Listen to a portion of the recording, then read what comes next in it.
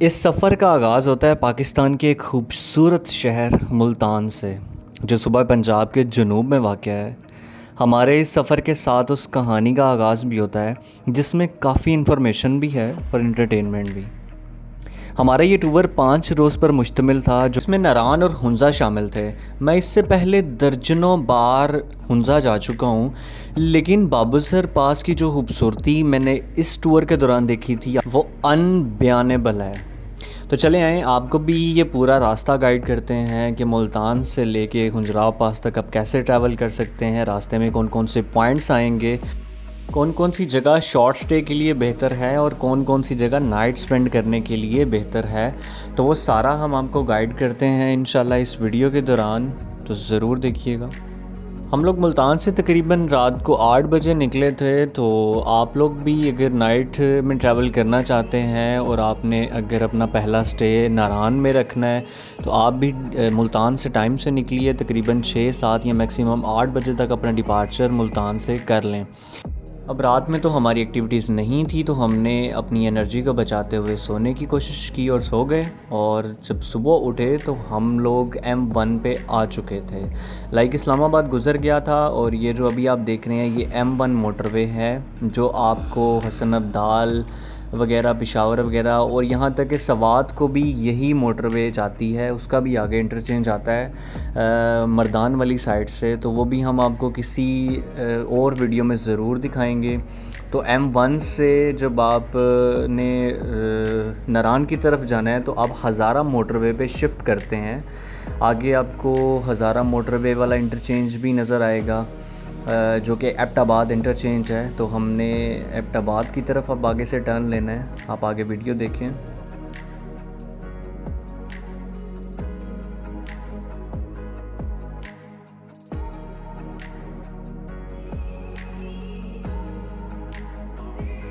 अभी हम एबटाबाद और हरीपुर वाली साइड पे टर्न हो रहे हैं। ये टर्न हमें सीधा ले जाएगा, जिसको हम अब कराक्रम हाईवे भी कह सकते हैं। न्यू कराक्रम हाईवे भी है, लेकिन इसको हम लोग जो है हज़ारा मोटरवे भी कहते हैं। अगर आप इस मोटरवे पे भी हैं तो आप इस मोटरवे के थ्रू चाइना बॉर्डर तक जा सकते हैं। ये रूट बिल्कुल सीधा आपको गिलगित से लेता हुआ हुंज़ा और हुंज़ा से चाइना बॉर्डर तक ले जाएगा।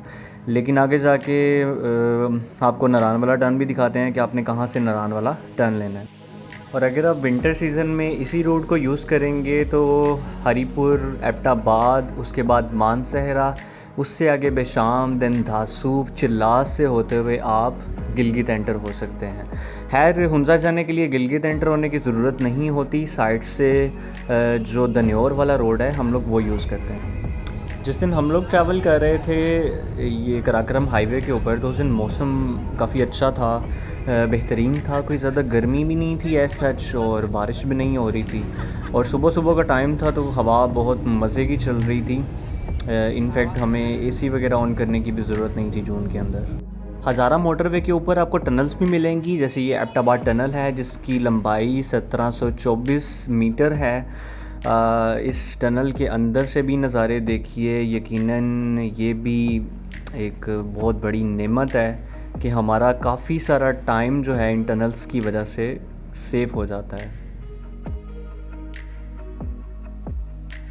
इसके बाद जब आप हज़ारा मोटरवे पे मानसहरा टूल प्लाज़ा क्रॉस करेंगे तो 10 से 15 मिनट के बाद राइट साइड पे न्यू बालाकोट की तरफ एक इंटरचेंज आएगा। अब ये उस इंटरचेंज का रास्ता है। ये बिसियाल गलबन एक गांव का नाम है, उससे होता हुआ आता है। अब उस गांव की वीडियो मैं इसलिए नहीं बना सका बिकॉज़ वहाँ पे ट्रैफिक वार्डन्स खड़े होते हैं KP के पुलिस की तरफ से। यहाँ पे आपका चालान भी पक्का होगा, ये भी याद रखिएगा।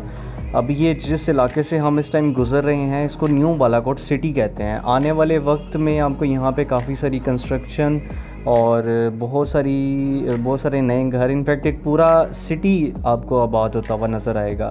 जो ओल्ड बालाकोट है, ये जो सामने आप पहाड़ देख पा रहे हैं सूरज के बिल्कुल नीचे, इन पहाड़ों में ओल्ड बालाकोट सिटी है। और इन पहाड़ों के बिल्कुल बैक साइड पे कश्मीर है। और इन दोनों के दरमियान जो घाटी है उसमें दरिया कुनार बह रहा है। उसके भी नज़ारे आपको आगे जाके करवाते हैं। जब तक हम बालाकोट पहुंचने वाले हैं तो आपको बालाकोट के बारे में थोड़ी सी इन्फॉर्मेशन देते चलते हैं। बालाकोट पाकिस्तान के सूबा खैबर पख्तूनख्वा के ज़िले मानसहरा का एक कस्बा है। ये कस्बा 2005 के ज़लज़ला में शदीद किस्म का तबाह हो गया था, लेकिन बाद में इसे हुकूमत पाकिस्तान और Saudi public assistant for Pakistan जो कि एक तंजीम है, इमदादी तंजीम, उनकी मदद से काफ़ी इसको रीबिल्ड किया गया। बालाकोट शुमाली इलाकों में आने वाले सयाहों के लिए एक मरकज़ के तौर पे भी काम करता है। जैसे आप कह सकते हैं कि नॉर्थ इस्लामाबाद जो है वो नॉर्थ का गेटवे है। तो नॉर्दर्न रीजन जो टूरिज़म के लिए इस्तेमाल होते हैं उनका जो गेटवे है वो बालाकोट है। बालाकोट पहुंचने के बाद जो सबसे पहले चीज़ हम लोग तो करते हैं भाई, हम करते हैं नाश्ता। हम पाकिस्तान के किसी भी शहर से चले हुए, लाहौर से या फैसलाबाद से या मुल्तान से, तो बालाकोट जाते हुए दिन का आगाज़ हो जाता है, तकरीबन 8-9 बज जाते हैं। तो ये पॉइंट हमारे नाश्ते का। अब मैं आपको सारे शॉट्स नहीं दिखा पा रहा क्योंकि व्लॉग बहुत लंबा हो जाएगा। ये बालाकोट का ब्रिज है जो हमें कगान की बुलंदियों की तरफ ले जाएगा। इसी ब्रिज के आजकल हालात बहुत डाउन चल रहे हैं और सैलाब के जो तोदे आ रहे हैं, इस ब्रिज के ऊपर तक से पानी गुज़र रहा है। बालाकोट के बाद जब आप कगान की तरफ जा रहे हों तो पहला टूरिस्ट पॉइंट आता है किवाई वाटरफॉल। किवाई वाटरफॉल के बारे में आपने सुना होगा। किवाई वाटरफॉल को हम किसी और ब्लॉग में कवर कर देंगे। इस ब्लॉग क्योंकि ये हुंजा को भी दिखाएगा, तो इसमें हम आपको किवाई वाटरफॉल से 5 मिनट की मुसाफत पे जीप्स खड़ी भी होती हैं, 2 या 5 मिनट लगते हैं, बल्कि आपको किवाई वाटरफॉल से भी जीप्स मिल जाएंगी। जीप्स के जो रेट हैं ऊपर शुगरान या सिरीपाई जाने के लिए, शुगरान के लिए जो जीप है आपको 3500 से 4000 के दरमियान मिल जाती है। वो डिपेंड करता है कि रश की नवैयत कितनी है, बिकॉज़ किसी भी टूरिस्ट स्पॉट पे जो ये रेट्स वगैरह ये फ़िक्स नहीं होते, बेशक वो होटल से मुतल्लिका हों या गाड़ी से मुतल्लिका। तो किवाई वाटरफॉल से आपको शुगरान के लिए जीप मिल जाएगी। अगर आपने ऊपर सिरीपाई जाना है तो सिरीपाई की जो जीप है वो 5000 से 6000 की होती है, जो आपको लेके भी जाती है और वापस भी लेके आती है। अब मैं इस वीडियो में आपको शुगरान और सिरीपाई का ट्रैक भी दिखाता हूँ। अभी हम लोग शुगरान की तरफ जा रहे हैं। ये शुगरान का जीप ट्रैक है। शुगरान का जो जीप ट्रैक है वो इतना ज़्यादा डेंजरस नहीं है, बिकॉज़ यहाँ पे कंस्ट्रक्शन का काम जारी है। आने वाले टाइम पे ये पूरे का पूरा रोड कंस्ट्रक्ट भी होगा। यहाँ तक कि आपकी जो प्राइवेट गाड़ी है वो अभी भी शुगरान तक चली जाती है। अगर आपके पास अच्छी गाड़ी है, अगर आपके पास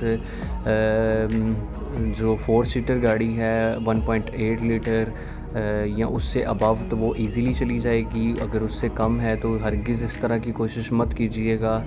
अगर वो मैनुअल है तो उसका जो क्लच है आई थिंक वो गर्म हो जाता है या क्या, तो अक्सर हमें गाड़ियाँ यहाँ पे बंद हुई नज़र आती हैं। तो इस तरह की गलती मत करें। अपनी गाड़ियाँ अगर लेके जानी है तो हैवी मशीनरी लेके जाएं।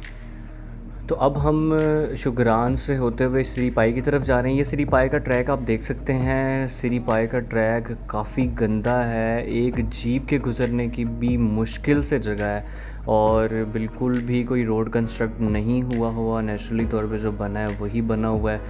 ये बहुत डेंजरस रोड है, तो अगर आप में इतना स्टेमिना है इस रोड पर ट्रैवल करने का तभी जाएं, अदरवाइज़ इस तरह की गलती मत करें, बिकॉज़ किसी भी एमरजेंसी को आप तक पहुंचने में काफ़ी देर लग सकती है या आपको किसी एमरजेंसी पॉइंट पे जाते हुए भी काफ़ी देर का सामना करना पड़ रहा है और काफ़ी मुश्किलात भी आती हैं। तो वही लोग जाएं जिनको कोई डर या खौफ नहीं है। अदरवाइज़ जीप ट्रैक्स के बाद ही जो ऑफ रोड ट्रैक होते हैं, असल नज़ारे देखने वाले भी वही होते हैं। वैसे इस ट्रिप के दौरान जब मैं शुगरान सिरीपाई गया था तब मेरी बस हुई थी, क्योंकि मैंने ट्रैवल किया था मुल्तान से। तो भाई मैं तो जाते ही लेट गया था और सो गया था थोड़ी देर के लिए।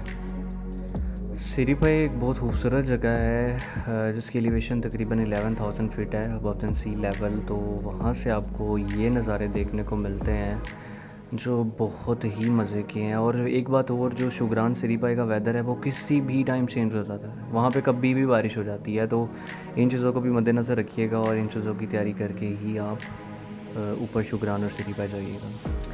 शुगरान सिरीपाई के बाद बारी आती है जी नरान की। अब आप ये देख सकते हैं कि हमने नरान का जो बाज़ार है वो क्रॉस कर लिया है। नरान का जो बाज़ार है उस पर भी हम अलग से ब्लॉग बना देंगे। इस नरान की जो असल खूबसूरती है वो नरान के बाज़ार को क्रॉस करने के बाद ही आती है। अब नरान से ऑनवर्ड आपको जो एरियाज़ मिलते हैं उनमें बाटाकुंडी, जलखंड, बेसर, ये तीनों एरियाज़ बहुत फेमस हैं। ये मिलेंगी। उसके बाद आपको लुलुसर लेक मिलेगी और बेसर से आपको एक ट्रैक निकलता हुआ मिलेगा जो दूधी पत्थर लेक की तरफ जाता है। बेसर लेक बेसिकली दूधी पत्थर लेक का गेटवे भी है और लुलुसर लेक के फ़ौरन बाद आपको बाबूसर पास मिलता है। अब मैं आपको जाते हुए बाबूसर टॉप के थोड़े से नज़ारे करवाता हूँ कि जब हम हुंजा की तरफ जा रहे थे तब बाबूसर टॉप के क्या नज़ारे थे। ये हम बाबूसर टॉप पे पहुंच चुके हैं और जैसे ही मैं वीडियो बनाने के लिए गाड़ी से बाहर उतरा था तो लाइव स्नोफॉल स्टार्ट हो गई थी। पहाड़ कुछ इस तरह के नज़र आ रहे थे। बहुत ही प्यारा मंज़र था। सर्दी बहुत ज़्यादा थी बाबूसर टॉप पे। और देन हम जब चिलास वाली साइड पे नीचे उतर रहे थे तो कुछ इस तरह के नज़ारे थे। बाकी का हम आपको अगले पार्ट में दिखाएंगे।